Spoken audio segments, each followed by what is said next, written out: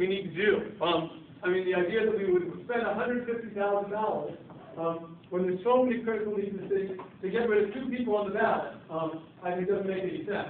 But that's an example of where you need to have a mayor who can work with their state delegation, have those kind of conversations, and we should be out front now. We shouldn't be thinking about that 3 weeks from now. Those conversations should already be happening, because I don't think there's anyone in this room who thinks it's a great idea to spend $150,000 to eliminate 2 voices on the ballot when there's so many other things that we need to do in this city. Second tough question. What are you going to do about getting the city's revenue back up? That's a great question. And the honest question is that a couple things. Number one, we need to have an honest conversation about what are the things we value in the community. What are the things that are important for the city to do? Public education, public safety, quality of life issues, investment in our infrastructure, in areas like the Canal District here that bring new businesses and attract new people to come live in our community. We need to talk about that, and we need to talk about what that costs. I think for many years now, our city has been reacting and trying to come up with short-term solutions and short-term stopgaps to kind of keep some stuff going without a big vision about what we need to do and how we're going to pay for it. It's always a difficult question to talk about taxes, but that's a conversation we need to have. I believe that we need to do more to kind of maximize all the resources that are out there on the federal level. I think we've missed some opportunities at times on the federal and state level because we haven't had a team that works together. And I think we need to leverage that first. I think we need to figure out really creative and smart ways to attract new people here. And then we've got to have an honest conversation about revenue and about what are our priorities. And that will be part of what we talk about in this campaign. And I think we're going to have to talk about that sooner than later because I know the city's facing some real short-term challenges now. But part of that, I believe, is we haven't had honest conversations about what do we value and what do we have to pay to have those things. And then, yeah, somebody didn't get his question in. Hi, Joe. Hi, Dana. How are you? What should we tell people if they ask about your status on the dual tax rate? A couple things.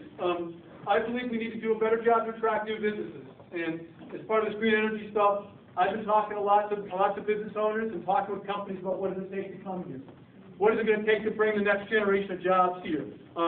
And a lot of people say that's about taxes. And when I talk to some CEOs and folks who are doing this work, they say it's about workforce, about having a well-trained, highly educated workforce.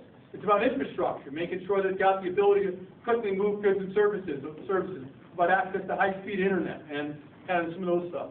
It's about having a high quality of life, because when you ask a company to come here, you're also asking the people that own that company. Most of them are going to have to live here, or their workers are going to have to live here, and they are asking questions about how good is the school, what's the quality of life in those communities. And I think the other question is they're asking is, what are the resources for research and development, and what are we doing to kind of create that? Those are the kind of questions. Taxes are a part of that, but a very small part of that. Now, the reality is, here in the city, all the candidates at this point in this race have said they support that as you split that tax rate, that at the moment you should stay at the lowest residential rate.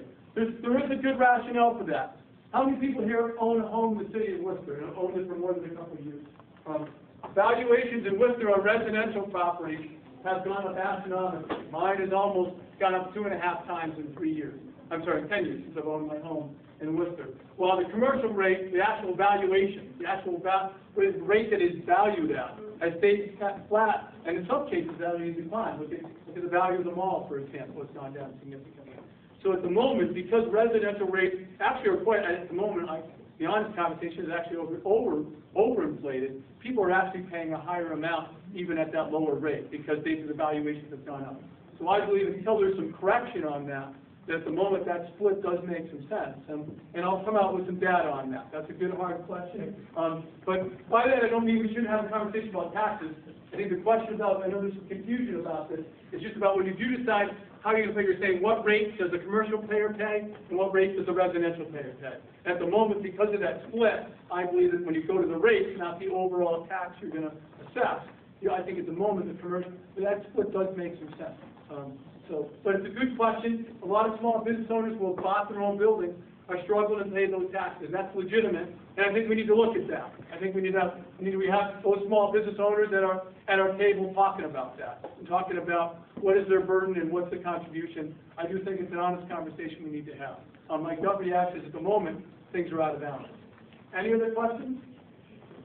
Those are good questions.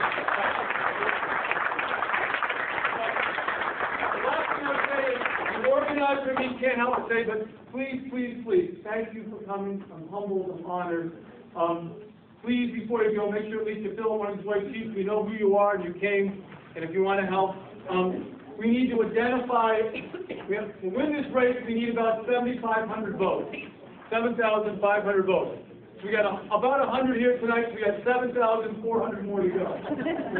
And I need your help to do that. I will be out every day working to find those votes, and I need people, but I need your help to make calls, to go door to door, to find those people. So please sign up, get involved. And in closing, thank you, and thank you everyone else for your